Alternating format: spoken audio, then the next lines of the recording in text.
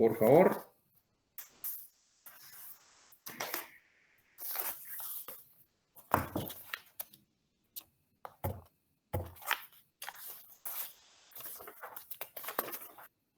Hoy nos toca Maldonado Ordóñez. Grupo 22, por favor. De una vez.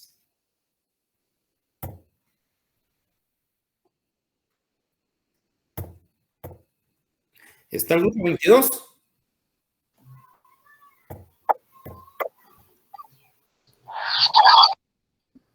Licenciado.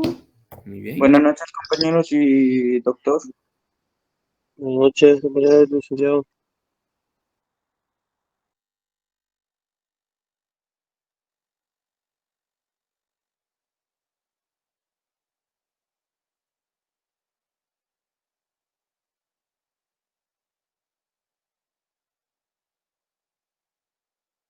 ¿Se encuentra el grupo 22? Lima, Sí, un momento, presento. Por favor.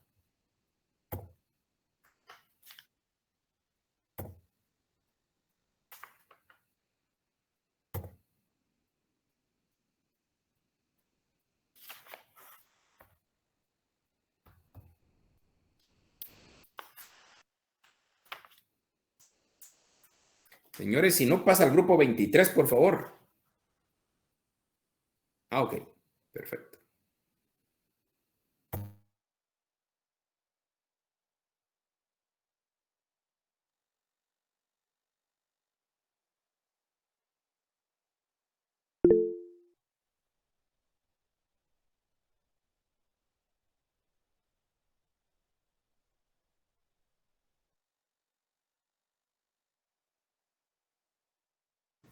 Compañero, tu audio no está reproduciendo audio del video que estás compartiendo.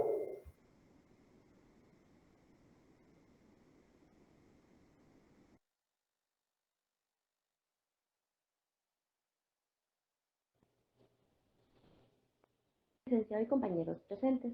Nosotros somos el grupo número 22. El día de hoy abordaremos sobre el caso Maldonado Ordóñez versus Guatemala.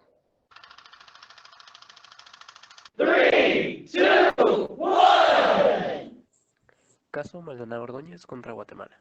Este caso tiene como víctima a la señora Olga Yolanda Maldonado Ordóñez. Los principales actores involucrados en el proceso del desarrollo de la demanda y sentencia son la señora Olga Yolanda Maldonado Ordóñez como demandante, el abogado Alejandro Sánchez, Jorge Raúl Rodríguez Ovalle y Astrid Odette Escobedo Barrondo como peticionarios. Marco Tulio, Joel Enrique, José Roberto y Óscar Armando, todos de apellido Maldonado Ordóñez, son los acusadores. El procurador de los derechos humanos como el demandado. ¿Quién era la señora Olga Yolanda Maldonado Ordóñez? Pues no se tiene una biografía como tal, pero se toma en cuenta que Olga Yolanda Maldonado Ordóñez era una mujer trabajadora, respetable y aplicada en el trabajo, empezando a laborar el 1 de abril de 1992 en la Procuraduría de los Derechos Humanos de Guatemala como técnica en el Departamento de Educación. Compañeros, perdonen, no se escucha. De 1993 hasta el 15 de febrero del año 2000, tuvo cargo titular de educadora en el Departamento de Quetzaltenango. Luego de ello, la señora Maldonado ocupó el cargo... En serio que sí nos escucha. Sí está poco volumen. En el departamento de Quiché, cargo que desempeñó desde el 16 de febrero... Como que es grabado, creo yo. No es exposición, sino es grabación. Este caso se relaciona con un procedimiento administrativo laboral que dio lugar a la destitución de la señora Maldonado Ordóñez, quien desempeñaba un cargo como funcionario de la Oficina del Procurador de los Derechos Humanos en Guatemala. Aunque el marco normativo le otorga competencia al Procurador de los Derechos Humanos para llevar a cabo el procedimiento de destitución, se notificaron supuestas causales en las que habría incurrido la señora Maldonado Ordóñez. A esta misma se le dificultó entender cuál era el procedimiento o el objetivo que se abrió en su contra, por lo que ejerció su derecho a la defensa sin tener la información mínima necesaria. Entonces, la comisión, o bien CIDH, concluyó que el acto por el cual fue destituida la señora Maldonado Ordóñez del cargo que desempeñaba fue emitido en violación del deber de motivación, del principio de legalidad y del principio de presunción de inocencia. Ahora bien, ¿por qué motivo fue destituida la señora Olga Yolanda Maldonado Ordóñez? Pues un 21 de febrero del año 2000, Marco Tulio, Joel Enrique, José Roberto y Óscar Armando, todos ellos de apellido Maldonado Ordóñez, y hermanos de Olga Yolanda, presentaron un escrito ante el Procurador de los Derechos Humanos mediante el cual formularon acusaciones contra la señora Maldonado Ordóñez, que tenía relación con una presunta falsificación de la escritura pública número 470, publicada el 11 de octubre del año 1994. Sobre cesión de derechos solicitaron que se le aplicara una sanción moral. El 5 de abril del año 2000, conforme con el artículo 76 del Reglamento Personal del Procurador de los Derechos Humanos, se le informó a Olga la denuncia presentada por sus hermanos. Asimismo, se le notificó la supuesta causal de despido contenida en el artículo 74, numeral 4 y 15 del reglamento mencionado. También se le notificó que tenía derecho a presentar pruebas o documentos que desmintieran los cargos contenidos en la denuncia presentada por sus hermanos dentro de un plazo de 2 días. La señora Maldonado presentó las pruebas el mismo día, el cual señaló que los hechos levantados en su contra eran falsos. El 16 de mayo del año 2000, el Procurador de los Derechos Humanos emitió el acto número 81-200, mediante el cual resolvió destituir a la señora Olga Yolanda Maldonado Ordóñez del cargo interino de auxiliar departamental. Destitución que se hacía extensiva al cargo de educadora, el cual decía que por tener una serie de actos jurídicos y litigios de orden familiar, cuya resolución podría afectar seriamente a la institución del Procurador de los Derechos Humanos por la relación laboral que tenía la señora Maldonado Ordóñez. En virtud de esto, se imputó la escritura pública 470 por falsificación de firma, faccionada supuestamente por el notario Mariano Orozco de León, en la que aparecen 2 firmas cuando deberían de ser 3, en conformidad con la copia simple y legalizada.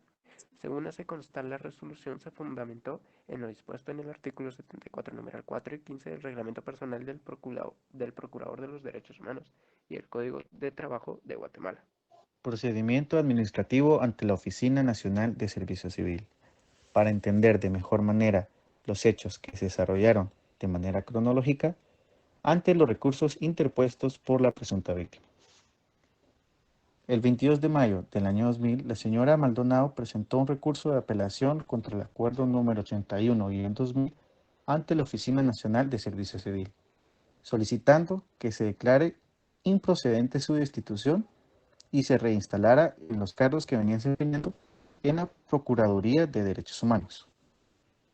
El 29 de mayo del 2000, la Oficina Nacional de Servicio Civil resolvió que el recurso declarado la incompetencia de esta oficina y de la Junta Nacional de Servicio Civil para conocer cuestiones relativas a la reinstalación o pago de prestaciones laborales derivadas a la no aplicación de la Ley de Servicio Civil, debido a que la Procuraduría de Derechos Humanos era una entidad que regía su propio reglamento. Dicha resolución tuvo como fundamento legal el artículo 108 de la Constitución Política de la República de Guatemala y las disposiciones de la Ley de Servicio Civil relativas al marco de la aplicación. Respecto al procedimiento ante el Procurador de los Derechos Humanos, el 2 de junio del año 2000, la presunta víctima interpuso un recurso de revisión ante el Procurador de los Derechos Humanos, solicitando que se revocara el acuerdo número 81-200 que había resuelto su destitución y, en consecuencia, su inmediata reposición a los cargos que venía desempeñando. Resulta que dicho acuerdo no estaba firmado por el Procurador de los Derechos Humanos, sino por el jefe de la Unidad de los Recursos Humanos de la Procuraduría de los Derechos Humanos, sustentándose en los artículos 79 y 80 del Reglamento Personal del Procurador de los Derechos Humanos. El 16 de junio del año 2000, el recurso de revisión interpuesto fue declarado sin lugar debido a que las causas que motivaron su destitución son de índole familiar, por lo que resultan aplicables los numerales 4 y 15 del artículo 74 del Reglamento Personal del Procurador, sin que en ningún momento el Procurador se convierta en juzgador y sancionador. El 20 de junio del año 2000, la presunta víctima presentó un recurso de apelación ante la Sala Segunda de la Corte de Apelaciones de Trabajo y Prevención Social contra la denegatoria del recurso de revisión. En el recurso de apelación, la señora Maldonado señaló que no existía en el expediente de su destitución ningún hecho o acto que constituyera alguna de las causales contempladas en los numerales 4 y 15 del artículo 74 del Reglamento Personal del Procurador. El 26 de junio del año 2000, la Sala Segunda de la Corte de Apelaciones resolvió abstenerse de entrar a conocer el asunto por carecer de competencia para pronunciarse. En su resolución, la Sala Segunda de la Corte de Apelaciones señaló que la competencia asignada a las salas de trabajo y prevención social es solo para conocer en única instancia y a esta se limita los casos de resoluciones administrativas definitivas dictadas por la Junta Nacional de Servicio Civil, de acuerdo a lo estipulado en el artículo 80 de la Ley de Servicio Civil. Las resoluciones dictadas por los jueces de trabajo y prevención social o por los tribunales de arbitraje cuando se procede a la apelación o la consulta. Según señaló la Sala Segunda de la Corte de Apelaciones, la Ley de Servicio Civil y el Código de Trabajo eran normas que prevalecían sobre el reglamento personal del procurador dentro de la jerarquía normativa guatemalteca, motivo por el cual concluyó que no era posible entrar a conocer el recurso interpuesto por carecer de competencia para ello. Finalmente, la Corte hace notar que la alegada violación del artículo 25 de la Convención no se refiere a un nuevo análisis de lo decidido por los tribunales internos, sino que se concentrara en determinar si los recursos intentados por la señora Maldonado fueron sencillos y eficaces a fines de garantizar su acceso a la justicia conforme con la Convención Americana. La comisión señaló que el escrito de 5 de abril del año 2000, mediante el cual se notificó la imputación de cargos a la señora Maldonado, se limitó a mencionar los artículos del reglamento en los cuales se basa el despido y hacer una referencia a la comunicación de sus hermanos, sin otorgar mayores detalles o precisión sobre la conexión entre los dos. En ese sentido, la comisión alegó que la inclusión de información precisa sobre el objeto del procedimiento y las causales específicas que serían consideradas resultaba fundamentalmente para el ejercicio de derecho a la defensa de la señora Maldonado Ordóñez, pues las causales establecidas en los artículos 74.4 y 74.15 del reglamento guardaban diferencias significativas en su contenido. Trámites ante la Comisión. El 15 de julio del año 2002, la Comisión Interamericana de los Derechos Humanos, o bien CIDH, recibió una petición presentada por la señora Maldonado Ordóñez y los abogados Alejandro Sánchez y Jorge Rodríguez Ovalle, en la cual se alega la responsabilidad del Estado de Guatemala por la falta de respeto a las garantías judiciales y a una debida protección judicial tras su despido del cargo que ocupaba como educadora y auxiliar de la Procuraduría de Derechos Humanos en los departamentos de Quiché y Quetzaltenango. Los peticionarios sostuvieron que el Estado guatemalteco era responsable por la violación del derecho a las garantías judiciales y a la debida protección judicial consagrados en los artículos 8 y 25 de la Convención Americana de Derechos Humanos, en perjuicio de la víctima. Al negarle toda posibilidad de que una autoridad superior revisara la decisión de destitución al cargo como auxiliadora departamental, en cuanto a la admisibilidad del asunto, el Estado alegó que los recursos de la jurisdicción interna no habían sido agotados, ya que los peticionarios no interpusieron todos los recursos disponibles ante la legislación interna. Los peticionarios, por su parte, alegaron haber intentado y agotado todos los recursos disponibles para restablecer la situación laboral de la señora Maldonado.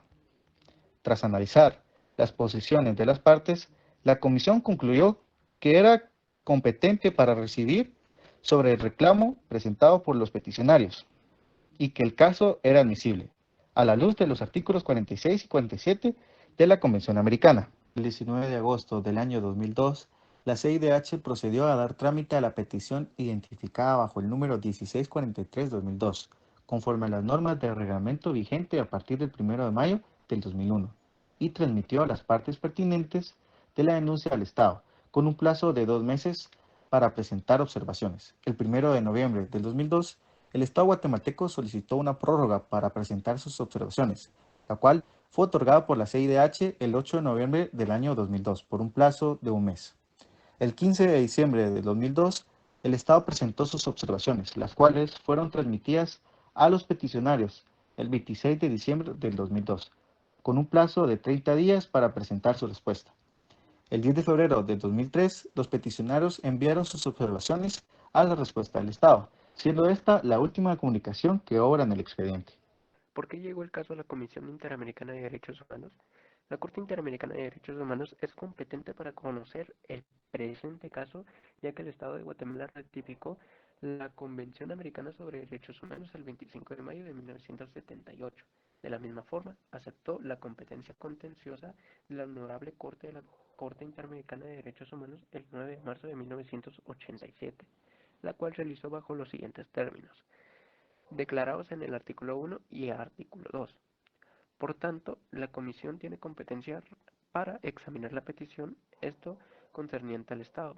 La Comisión tiene competencia para conocer la petición por cuanto a ella en Jovenazos, 2 minutos les quedan. 2 minutos les quedan. Americana, que habrían tenido Es el lugar problema de en estar el grabando Estado la situación. parte 2 del minutos les quedan. tratado.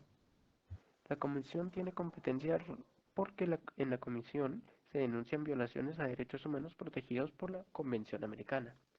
La CIDH tiene competencia por cuanto a la obligación de respetar y garantizar los derechos protegidos en la Convención Americana ya se encontraba en vigor para el Estado en la fecha en que habrían ocurrido los hechos alegados en la petición. Conceptos jurídicos. Según el reglamento del personal del procurador, artículo 74, numeral 4, causas de despido, nos indica, los trabajadores de la institución pueden ser destituidos de sus puestos sin ninguna responsabilidad para esta. Se incurre en alguna de las cláusulas. Cuando el trabajador comete algún delito o falta contra la propiedad en perjuicio de la institución o de alguno de sus compañeros de labores o en perjuicio de terceros en el lugar de trabajo. Asimismo, cuando cause intencionalmente por descuidos o negligencias daño material en el equipo, máquinas, herramientas y demás objetos relacionados con el trabajo. Número 2. Según el reglamento del personal del procurador, artículo 74, numeral 15, causas de despido nos indica.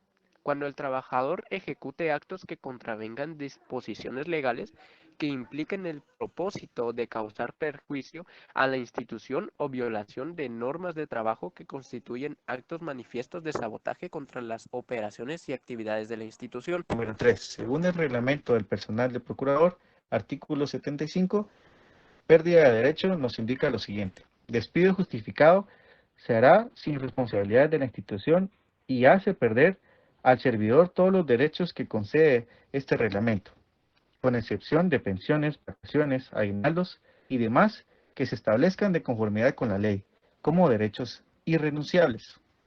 Número 4. Código de Trabajo de Guatemala, artículo 77. Son causas justas que facultan al patrono para dar... Buenazos, solo pásenme a qué fue lo que resolvió la Corte, por favor.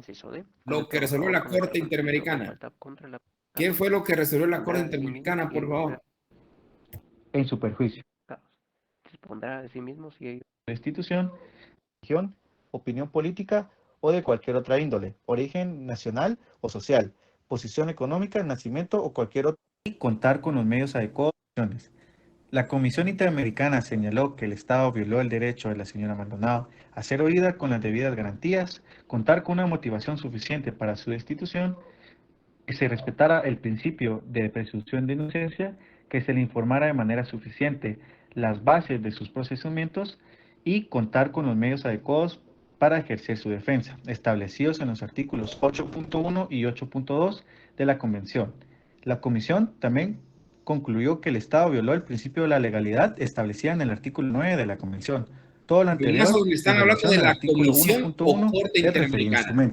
¿Me están hablando de la Comisión o Corte Interamericana? Es que la Comisión recomendó al Estado lo siguiente. Número 1. Reparar integralmente a la señora Maldonado por las violaciones declaradas integralmente a la señora Maldonado por la principio no están coordinando la presentación para ejercer su defensa. No están coordinando la de la presentación. Y lamento, es un caso interesante, pero es un caso laboral. Es un caso laboral que conoció la Corte Interamericana de Derechos Humanos. Y ustedes están hablando de comisión. Eso es lo que yo no entiendo. ¿Es la comisión o fue la Corte? A procesos de naturaleza sancionatoria. Bueno, parémosla y nos vamos con el siguiente grupo, por favor. Lamento esta situación. Siguiente grupo. Licenciado. Sí. Buenas noches, compañeros.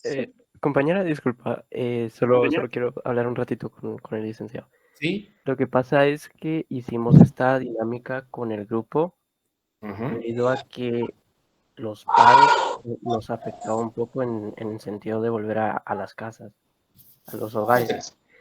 Hicimos esa dinámica por eso y el audio que se escucha es mío. Y se escucha bajo porque estoy un poco enfermo. Bueno, sí, yo lo que siento es que hay una confusión cuando les dije, lo que quiero es qué fue lo que resolvió la Corte, y ustedes hablan comisión, y la comisión, y entiendo que eso ya no es la comisión, que es la Corte. Sí, buenas noches, disculpe. Le comento que en este sentido nosotros de último en las conclusiones y recomendaciones pusimos tanto lo que puso, lo que dictó la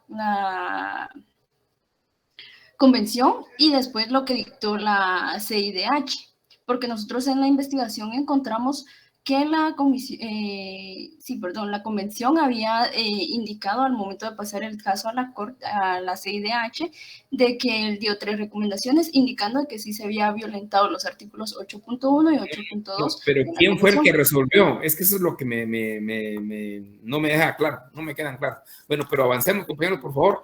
Y de una vez voy a anticipar. El próximo lunes van a pasar 4 grupos de una vez. 4 grupos. Bueno, continuemos con el siguiente grupo, por favor. Buenas noches, licenciados. Nosotros somos por parte del grupo número 23. Si tenemos más de algún problema con el audio, por favor, nos avisan también. Pero aquí estamos. Ahorita.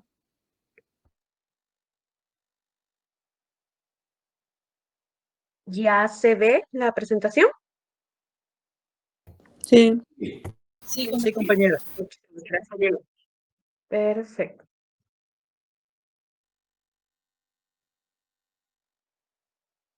Muy buenas noches, licenciados, compañeros presentes.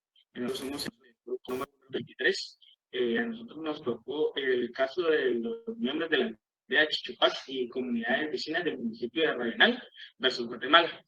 Nuestro grupo está integrado por Liliana Judith García Montoya, Celestino Antonio Duarte Castañeda, Claudia Rosana Varela Bajo, Axel Humberto Herrera López, Yarena Melissa Martínez Morales, Marcos Estuardo Antonio Morales Nájera, Jimena Giselle López El 20 de noviembre de 2016. Les voy a dar un pequeño resumen para ponerlos en contexto a ustedes sobre el caso. El 30 de noviembre de 2016, la Corte Interamericana de Derechos Humanos dictó una sentencia mediante la cual declaró responsable internacionalmente al Estado de Guatemala por la violación de 1. Los derechos a la libertad personal, integridad personal y vida, y al reconocimiento de la personalidad jurídica, reconocidos en el artículo 7, 5.1, 5.2, 4.1 y 3 de la Convención Americana, 1 del mismo instrumento, y con el artículo 1, inciso A, de la Convención Interamericana sobre Desaparición Forzada de Personas, el perjuicio de 22 víctimas desaparecidas forzadamente,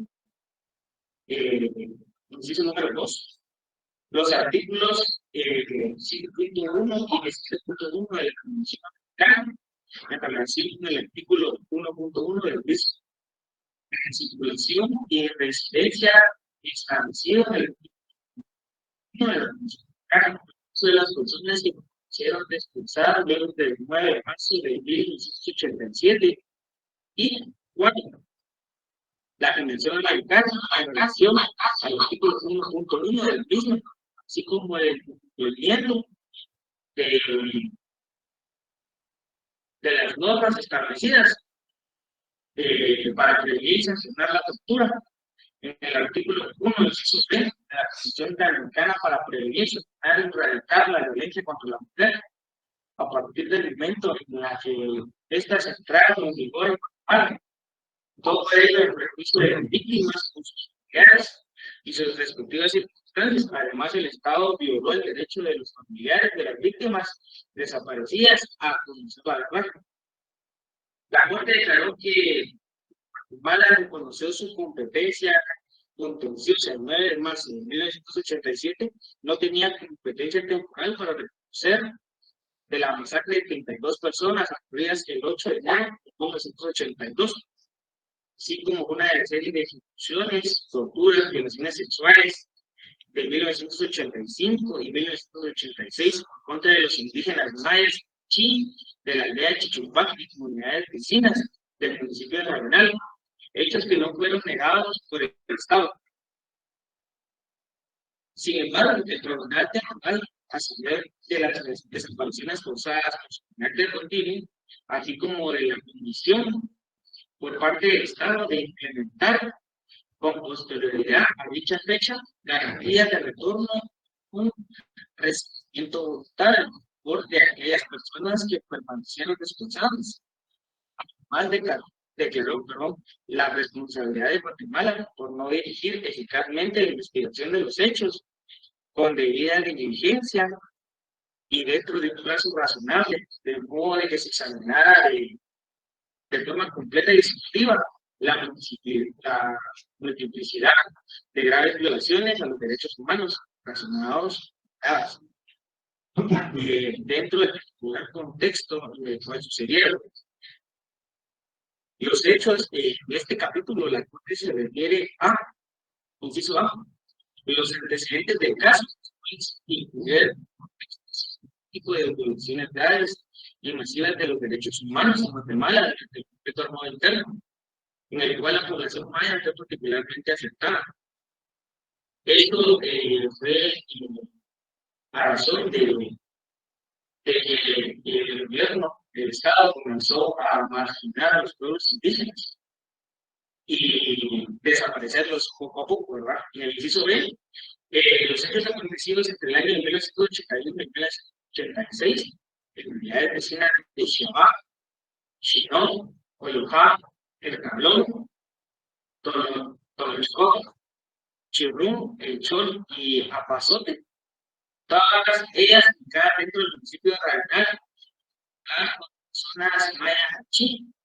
Dichos hechos incluyeron desapariciones, detenciones, desplazamientos forzados, actos de tortura, violencia sexual y trabajos forzados, entre otros. Estos hechos sucedieron antes y después de la masacre de la clínica de aldea Chichapá, perpetrada el 8 de enero de 1982, donde 32 hombres de la comunidad fueron seleccionados de una lista, torturados y ejecutados. Esto en el inciso C de los hechos de la Corte. Dice que los hechos relativos a investigaciones abiertas, en este caso se tramitaron 2 expedientes relacionados con la investigación de los hechos de la masacre. Del 8 de enero de 1982, uno ante la comunidad de casos especiales y violaciones de los derechos humanos del Ministerio Público, abierta a partir de una denuncia interpuesta en marzo de 1993. Y aún en etapa de investigación y otros, ante el Procurador de los Derechos Humanos de Guatemala, que dictó una resolución en septiembre de 1996, pues entre los años de 1995 y 2010, todos estos estarían aún en etapa de investigación, porque al gobierno, al Estado, no se conocían estas investigaciones, ya que ellos se sancionaron. No se advierten acciones dirigidas a la determinación de los responsables en 7 de estos 9 expedientes. En los 2 expedientes restantes se registraron algunas actuaciones dirigidas a determinar responsabilidades, pero estas fueron mínimas. El transcurso de esto, ¿verdad? Era hechos a la voluntad personal, integridad personal y la de las víctimas de desaparición forzada, así como derechos a la integridad personal, de sus familiares. Usted recordó que una de las características de la desaparición forzada es que lleva la negativa del Estado de reconocer que las víctimas y de proporcionar información al respecto, al propósito de generar de provocar intimidación y superación de derechos. Asimismo, reiteró que la desaparición forzada ha incluido con frecuencia la reducción de derechos. Asimismo, reiteró que la desaparición forzada acumuló sin un juicio, seguida del ocultamiento de los cadáveres, toda vez que ya le tienen. y procurar la impunidad de quienes lo cometieron.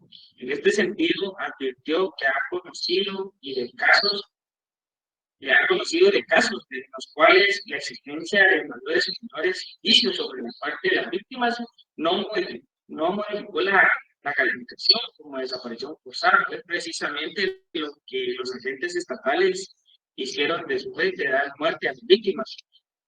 Esto es la adopción de medidas dirigidas a ocultar lo que realmente había ocurrido o borrar todo rastro de los cuerpos para evitar su identificación que su destino o de su destino, perdón, y paradero fue establecido. Lo que permitió a la Corte concluir la denominación forzada de las víctimas. En el caso concreto, teniendo en cuenta las acciones llevadas a cabo por las fuerzas de seguridad del Estado, la Corte analizó la situación de 81 personas cuya desaparición forzada fue legal y concluyó que no era procedente que 59 personas fueron víctimas de desaparición forzada, ya que respecto de 21 de ellas no se desprende que haya mediado intento alguno de los agentes estatales de ocultar su muerte. Y lo que realmente ocurrió o de intento alguno de borrar todo acto de los cuerpos para evitar que su destino y paradero fuera establecido y tampoco eliminar las evidencias de lo sucedido. Lo que quiere decir esto es que las 21 personas que han tenido conocimiento claro y que las víctimas fueron afectadas, incluso de los mismos de ellos mismos, que agarraron sus presos. Ahora bien, pues,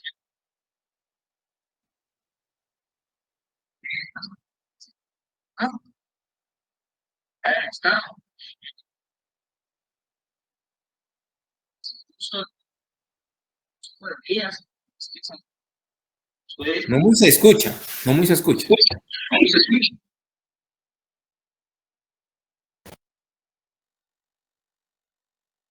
¿Se dejó de escuchar, compañeros? Perdonen. A usted sí. Sí. Ok. Lo voy a volver a poner. Lo voy a quitar la presentación. Esta es una presentación pregrabada también. Sí, licenciado, previendo lo mismo que dijeron los compañeros de los paros y por no quedar mal, debido a que sabemos lo importante que es esta nota, decidimos pregrabarlo. Ya teníamos todo listo, de hecho, para presentarnos y todo, pero a unos compañeros por el trabajo definitivamente no pudieron salir y decidimos adelantarnos a los hechos para prevenir todo tipo de inconvenientes y no quedar mal ante usted, licenciado. Continúen.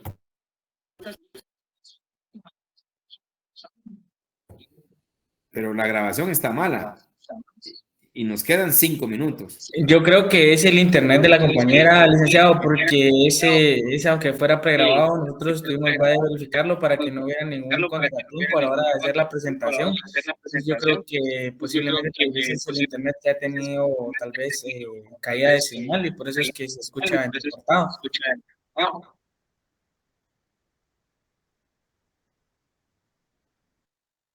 Bueno, pues no sé qué decir. La verdad es que no me gusta la presentación, pero continuemos.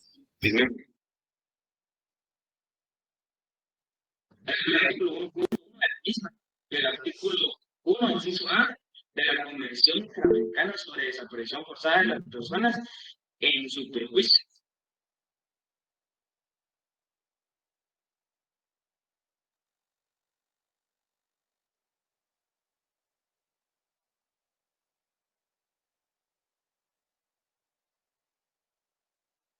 Ahora.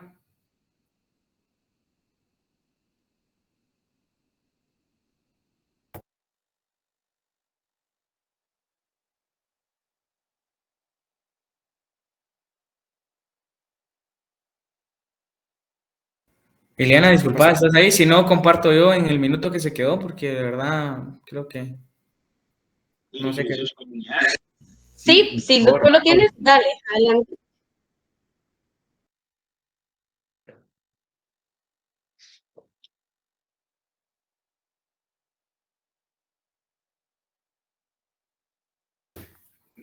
El tema de los pregrabados es esto, que pueden aparecer circunstancias que muestran y ustedes deben de estar preparados para solucionar cualquier circunstancia. Aunque sea, como se dice, a capela se sacan las cosas. Pero así como están pendiendo del sistema pregrabado. Si yo les diría, bueno, concreticemos y en 2-3 minutos vayamos a la médula del tema, creo que no lo van a poder hacer.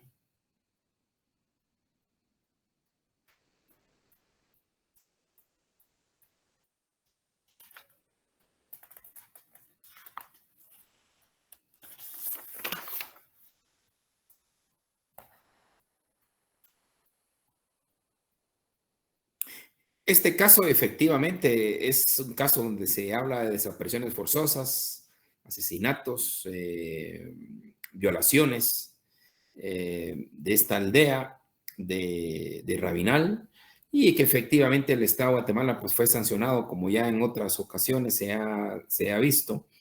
Lamentablemente no ha habido una continuidad, se determinó la responsabilidad del Estado en violación a los derechos humanos, pero más allá no ha habido una respuesta para buscar y encontrar ya a través de la justicia penal la responsabilidad que tener las personas que participaron en ese hecho, máxime cuando se dice que fue un grupo de militares que llegó con la finalidad aparente de entregar regalos. Imagínense el dolo que lleva consigo esa actividad militar y que trajo como consecuencias graves, incluyendo desaparición forzada de personas, que hay muchas que todavía no han aparecido.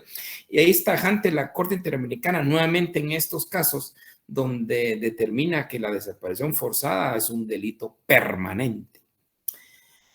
Bien, ¿estamos con este grupo o nos vamos ya al siguiente? Sí, licenciado, ahorita lo comparto yo.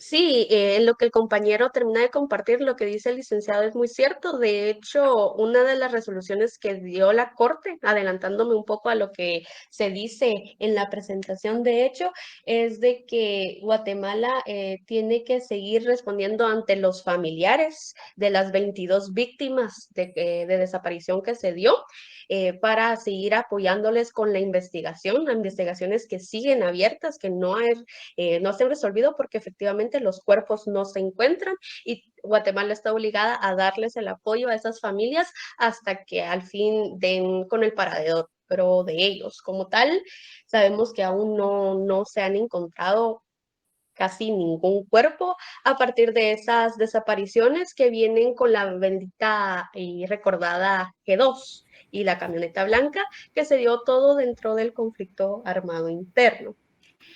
Compañero, ¿ya lo tienes? Sí, permíteme. Perfecto. No sé si están viendo mi pantalla. Es que tienen dos audios.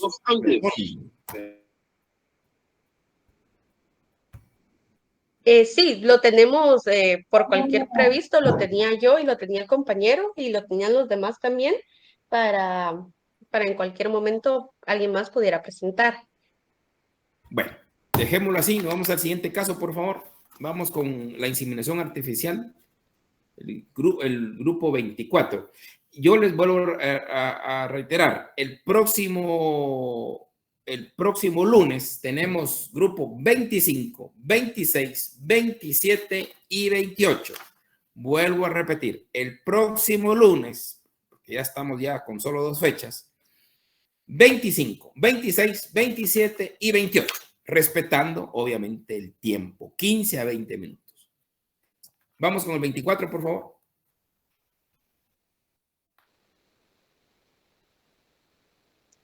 Muy buenas noches, compañeros y doctor presente. Nosotros somos el grupo número 24. Estamos exponiendo sobre la sentencia del caso de Arturo Murillo y la inseminación artificial en Costa Rica. Los integrantes de nuestro grupo son Galilea Sandoval, Mercy Sarceño, Nicté Segura, Silvia Chacón, Francisco Méndez, Maynor Cifuentes y Andy Gómez, su servidor. Los dejaré en este momento con mi compañera Nicté Segura. Buenas noches, compañeros. La sentencia de la Corte en el caso de Artavia Murillo es un hito en la protección de los derechos reproductivos. Este caso se refiere a la responsabilidad internacional del Estado por las afectaciones generadas a un grupo de personas a partir de la prohibición general de practicar la fecundación in vitro. Siguiente, por favor. Para este caso tenemos una ficha técnica en la cual nos da la fecha de petición, la cual fue el 19 de enero del año 2001. La petición por Gerardo Trejo Salas, la fecha de aprobación en fecha 29 de julio del 2011. Para eso tenemos los delegados, comisionado Rodrigo Escobar Gil y al entonces secretario ejecutivo Santiago Cantón. Y designó como asesores legales a las señoras Elizabeth Avi Merched, secretaria ejecutiva adjunta, y Silvia Serrano Guzmán, Isabel Madariaga, Fiorella Mercy y Rosa Celorio. Siguiente.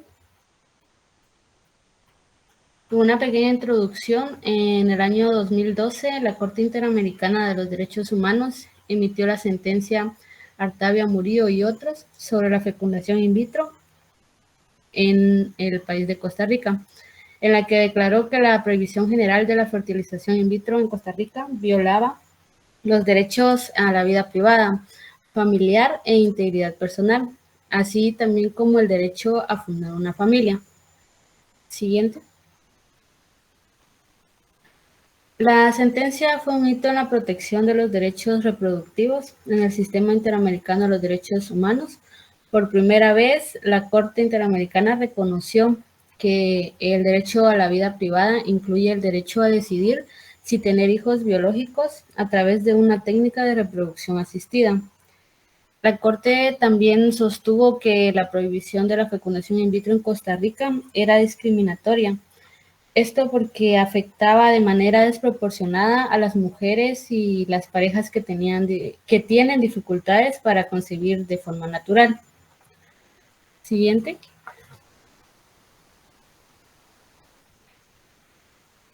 Este caso fue presentado por un grupo de parejas costarricenses que habían sido afectadas por la prohibición general de la fecundación in vitro en Costa Rica. Las parejas alegaron que la prohibición violaba sus derechos a la vida privada, familiar e integridad personal, asimismo como el derecho a fundar una familia. Para los hechos, tenemos un resumen de que el presente caso se relacionan con la aprobación del decreto ejecutivo número 24029-S con fecha 3 de febrero de 1995, emitido por el Ministerio de Salud, el cual autorizaba la práctica de la fecundación in vitro para parejas conyugales y regulaba su ejecución. La fecundación in vitro fue practicada en Costa Rica entre los años de 1995 y el año 2000. El 7 de abril del año 1995 se presentó una acción de inconstitucionalidad contra dicho decreto ejecutivo, eso utilizando diversos alegatos sobre la violación del derecho a la vida. El 15 de marzo del año 2000, la Sala Constitucional de la Corte Suprema anuló por inconstitucional el decreto ejecutivo. Las 9 parejas que presentaron una petición a la Corte debido a esta situación. En todas las personas se evidenció como primero las causas de infertilidad de cada pareja. Segundo, los tratamientos a los cuales recurrieron para combatir dicha condición. Tercero, las razones por las cuales acudieron a la fecundación in vitro. Como cuarto, los casos en que se interrumpió el tratamiento para para realizar la fecundación in vitro debido a la sentencia de la Sala Cuarta. Y por último, quinto, los casos en que las parejas debieron viajar al exterior para realizarse dicho procedimiento. Siguiente. Para los artículos violados según la Comisión Interamericana de los Derechos Humanos, tenemos el artículo 11.2, cual nos dice que nadie puede ser objeto de injerencias arbitrarias o abusivas en su vida privada. El artículo 17.2, reconocimiento del derecho del hombre y la mujer a contraer matrimonio y a fundar una familia si tiene la edad y las condiciones requeridas. Al artículo 24, todas las personas son iguales ante la ley, que tiene que ver con los artículos 1.1 y 2 de la Convención Americana. Siguiente.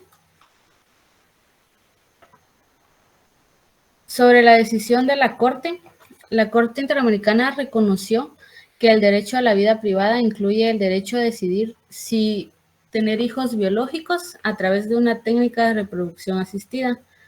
Asimismo, la Corte también sostuvo que la prohibición de la fecundación in vitro en Costa Rica era discriminatoria, ya que esta afectaba de manera desproporcionada a las mujeres y las parejas que tienen dificultad para concebir de forma natural. Siguiente. El impacto de la sentencia. La sentencia de la Corte tuvo un impacto significativo en Costa Rica. El gobierno costarricense reformó su legislación para permitir la fecundación in vitro, y la sentencia también ha sido citada en otros casos en el Sistema Interamericano de los Derechos Humanos. Siguiente. Como conclusión, la sentencia de la Corte en el caso de Altavía Murillo es un ejemplo de cómo los tribunales internacionales pueden contribuir a la protección de los derechos humanos. La sentencia es un recordatorio de que los derechos reproductivos son derechos humanos fundamentales y que los gobiernos tienen la obligación de protegerlos. Siguiente. Y eso sería de parte del Grupo 24. Muchas gracias por su atención. Muy bien. Les agradezco especialmente el tiempo, que fue un tiempo récord ahora. Esta sentencia yo siempre le he apuntado que quizás una de las controversiales de la Corte Interamericana de Derechos Humanos, pero también muy importante, no solo por el tema de la concepción. Yo creo que no lo expusieron como debiera ser, el tema de la concepción que determinó, con base en la Convención Americana, desarrolló el término de concepción. ¿Cuándo se da la concepción? ¿Sí? Y esta sentencia hace muchos años me sirvió de base para una sentencia que tuvimos que realizar en cuanto al vientre subrogado, que quizás va a ser un tema que tratemos en clase. El tema del vientre subrogado es algo lindísimo. Pero lo que también me resalta en esta sentencia, y poco hablada hoy, es lo relacionado al... Y qué interesante que las personas que por una u otra circunstancia no pueden engendrar, concebir, todos ustedes podrán ser muy jovencitos, los que ya somos mayores, pues ya tenemos hijos, y es las circunstancias de la vida. Pero a una determinada edad, pues se tiene ya el deseo de ser padre. Pero muchas veces, tanto hombres como mujeres pueden descubrir que hasta determinada edad que no tienen las condiciones naturales que sí tiene la mayoría de personas. Y ahí empieza una situación bien difícil, porque es el deseo más grande que se nos ha generado a la inmensa mayoría. Habrá una minoría que no, a la inmensa mayoría. Entonces, ¿en qué situación queda ese deseo de ser padre, de ser madre?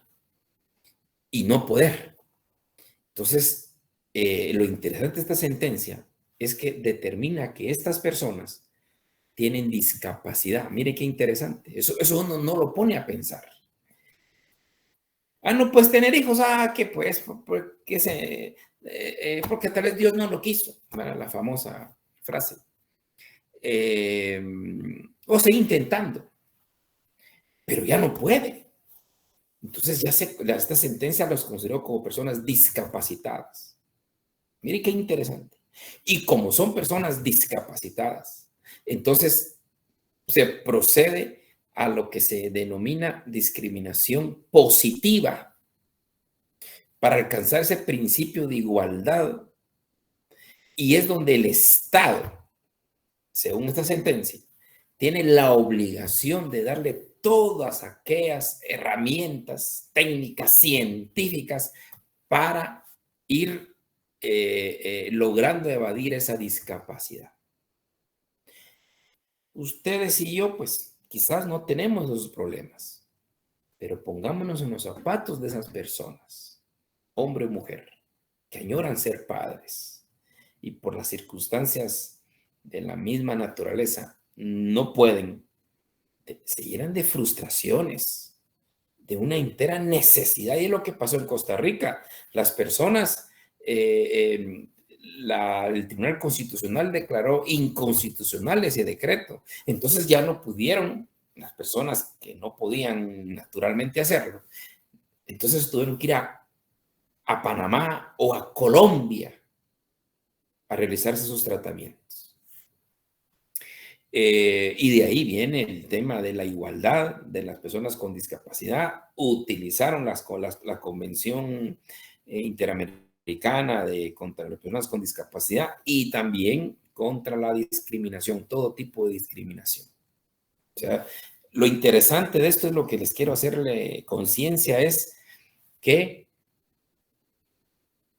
esa discriminación positiva que exige la Corte Interamericana de Derechos Humanos al Estado para darle todas las condiciones y herramientas técnicas y científicas, máxime hoy día, que cuánto no se puede hacer.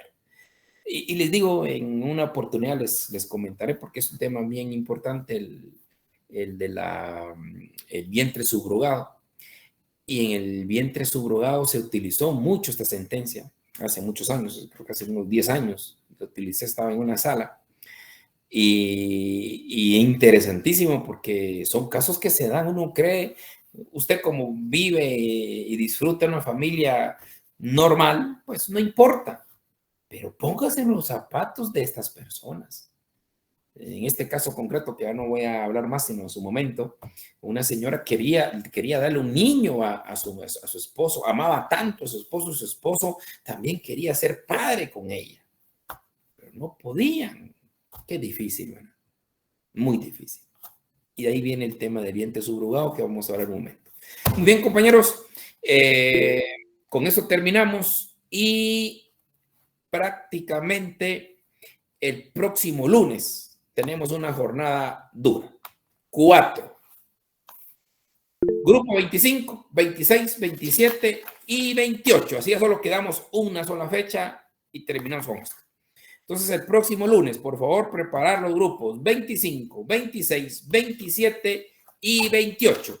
Y nos miramos el próximo lunes y les deseamos un buen fin de semana, esperando que hayan tenido un excelente desarrollo. Gracias, licenciado. Muchas gracias, licenciado. Igualmente. Buenas noches. Gracias, Buenas noches, licenciado.